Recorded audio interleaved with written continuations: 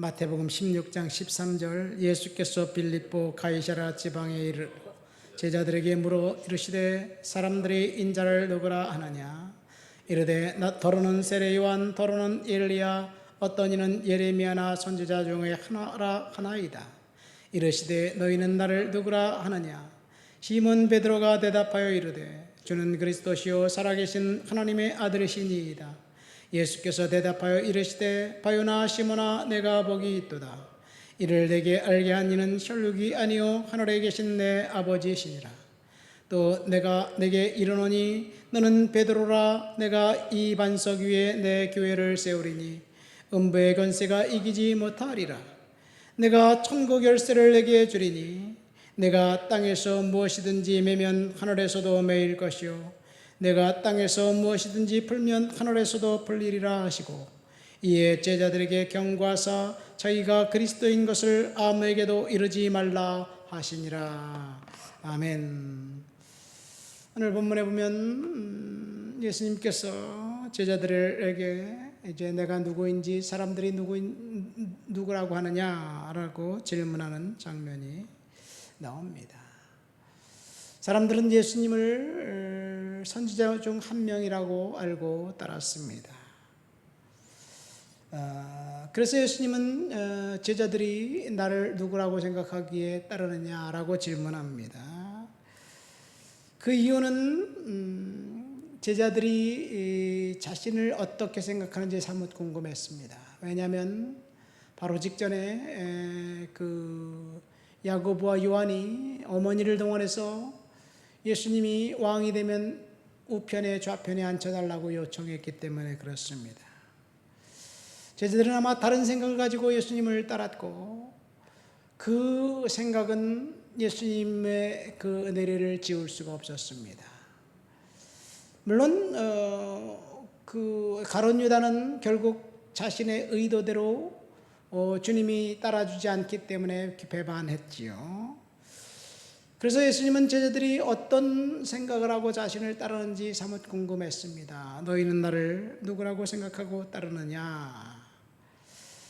그러니까 베드로가 18절에 16절에 그렇게 대답하시죠. 주는 그리스도시요 살아계신 하나님의 아들이십니다. 이런 대답을 할 때 예수님의 마음은 흡족했습니다. 그 대답을 듣고 난 다음에 예수님이 처음 입에서 떨어지는 말이 교회라는 단어였습니다. 성경에 처음으로 등장하는 단어 교회라는 단어가 등장합니다. 18절에 내가 내게 이르노니 너는 베드로라. 내가 이 반석 위에 내 교회를 세우리니 음부의 권세가 이기지 못하리라. 교회라는 단어를 주님이 처음으로 입에서 말씀하시면서 이제 음부의 권세가 이기지 못하는 교회가 될 것을 언급하셨습니다. 이 예수님께서 처음으로 교회를 말씀하셨을 때 본문에 보면 교회에 대한 네 가지 요소를 함축하고 있습니다. 첫 번째, 교회는 명확한 신앙 고백 위에 세워졌습니다. 교회의 머리는 주님이십니다. 살아계신 하나님이 그 교회의 주인이십니다. 그래서 신앙 고백이 중요하지요. 이 구절에 보면 베드로의 신앙 고백 위에 교회가 세워졌습니다. 이 반석은 베드로를 말합니다. 페트로스 반석이 바로 베드로입니다.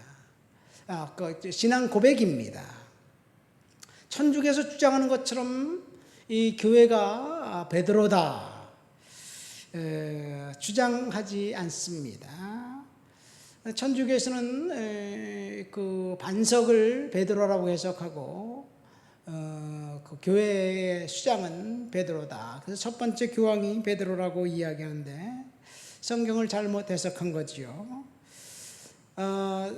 베드로가 로마 교회의 첫 번째 수장 교황이었다면 베드로가 로마 교회를 개척해야 될 텐데 로마 교회를 개척하지 않았습니다.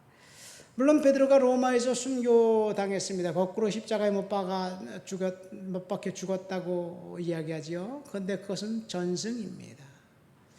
역사적 사실인지는 모르겠습니다.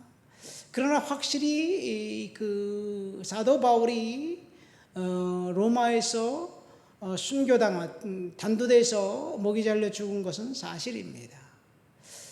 그렇게 보면 사도 바울은 또 독신이었죠. 끝까지 독신을 지켰습니다. 그 교황이 사도 바울이라 그러면 조금 더 좀 이해가 될 것 같아요. 그러나 베드로는 아닙니다. 베드로는 로마 교회를 개척하지 않았습니다. 그리고 이 반석에 대한 논쟁 계속해서 지금도 주장하고 있는데, 어쨌든 명확하게 베드로가 그 교회의 기초는 아니다라는 사실입니다. 이건 교회 기초는 신앙 고백입니다. 예수가 그리스도라고 고백한 베드로의 그 신앙 고백, 주는 그리스도시요 살아계신 하나님의 아들이라고 고백한 그 고백이 교회의 기초입니다. 이 신앙 고백, 사도신경을 만들기까지, 고백하기까지 무려 한 400년 정도 기간이 걸립니다. 사도신경을 고백하기까지 325년에 니케아 공의에서 이제 고백을 고백하다가 451년도 칼게톤 회의 때 사도신경이 이제 결정되고 지금까지 1500년, 1600년 동안 교회는 신앙 고백으로, 사도들의 고백을 우리의 신앙 고백으로 고백하고 있습니다. 그래서 예배 시간마다 우리가 신앙 고백을 하는 거예요. 우리의 신앙이 그것에 있기 때문에 그렇습니다.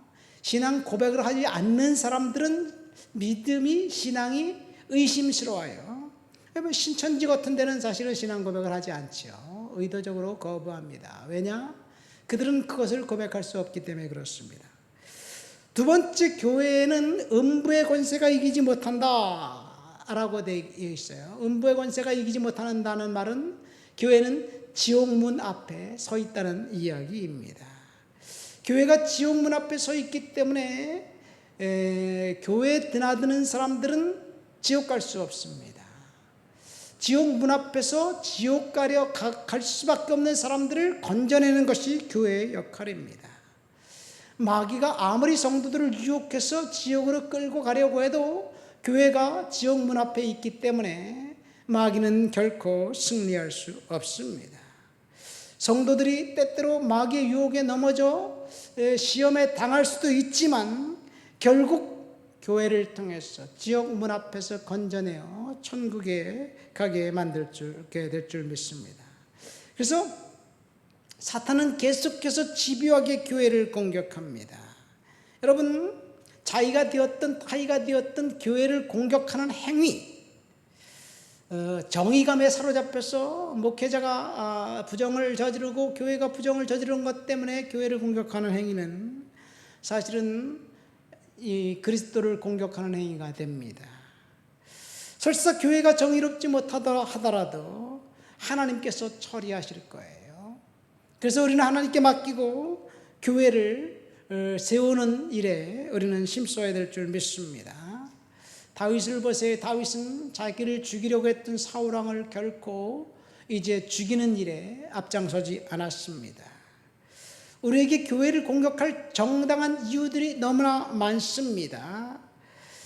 그렇다면 아픈 마음을 갖고 교회를 위해서 기도하고 목회자를 위해서 기도해야 될 줄 믿습니다. 교회를 향해서 돌을 던지고 욕을 하는 것, 그것은 마귀와 한편이 되는 거예요. 매스컴에 나온 교회의 모습들을 보세요. 도대체 우리가 수긍할 수 없는 그런 일들이 교회에서 벌어지고 있습니다. 그럴 때 어떻게 해야 되나요? 침묵하는 것이 답인가요? 아닙니다. 하나님께 그 교회를 위해서 기도하고 목회자를 위해서 기도해야 될 줄 믿습니다. 쉐인 클레어본이라는 사람이 믿음의 행동을 증명한다라는 책을 보면 교회는 노아의 방주와 같다라고 말하면서 노아의 방주는 악취가 풍긴다. 그러나 밖으로 나오는 순간 당신은 익사한다라고 이야기합니다. 대한민국 교회를 대변해 주는 말인 것 같습니다. 악취를 풍기는 교회 있을 수 있습니다. 왜? 사람들이 그 교회를 좌지우지하기 때문에 그렇습니다. 그렇다고 교회를 나가면 익사하는 거예요. 절망입니다. 악취를 풍기는 노아의 방주와 같은 교회라 할지라도 시인은 이렇게 말합니다. 교회가 완벽하다 해도 우리가 들어가는 순간 엉망진창이 될 것 같다. 그렇지요. 우리가 들어가서 교회를 엉망진창으로 만든 것이 아닐까요? 우리가 거룩하지 못했기 때문에, 우리가 성결하지 못했기 때문에 교회는 언제든지 엉망진창이 될 수도 있습니다. 그러나 주님은 언제나 옳습니다. 역겹고 냄새나는 크리스찬들 때문에 교회가 욕먹는다 할지라도 하나님은 교회를 없애지 않았습니다. 그 교회는 다시 주님께서 세우실 거예요. 우리는 교회를 위해서 아픈 마음을 갖고 기도해야 될 줄 믿습니다. 교회는 지옥 문 앞에 있을 뿐만 아니라 천국 열쇠를 가지고 있습니다. 그래서 교회에 들어오는 사람들마다 천국의 백성, 하나님의 자녀가 될 거예요. 우리는 이 사명을 위해서 부름을 받았습니다.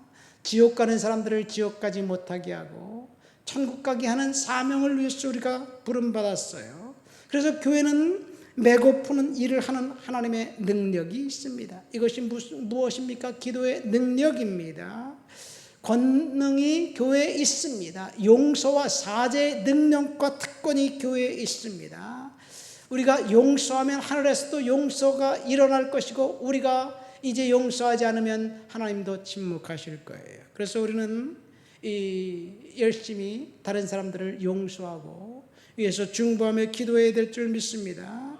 교회는 주님께서 내 교회를 세운다고 말씀하셨어요. 그래서 교회의 주인은 주님이십니다.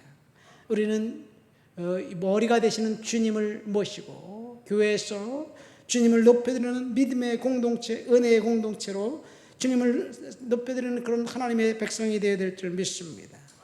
말씀을 맺습니다. 교회는 주님의 아이디어입니다. 교회라는 단어는 헬라어 언어로 에클레시아라는 단어입니다. 이것은 불러 나온 무리라는 뜻입니다. 그래서 저와 여러분들은 하나님 앞에 부름받아서 하나님 앞에 선택받은 하나님의 백성으로 교회를 통해서 하나님을 높여드리고 하나님을 예배하는 믿음의 자녀들 되시기를 예수님의 이름으로 축원드립니다. 하나님 아버지 감사합니다. 오늘도 주님 앞에 나와 주를 높여드리고 주를 찬양하고 주를 예배합니다. 성령의 능력과 충만과 거룩한 역사가 우리들을 통해서 나타나고 드러나도록 주여 도와주시옵소서.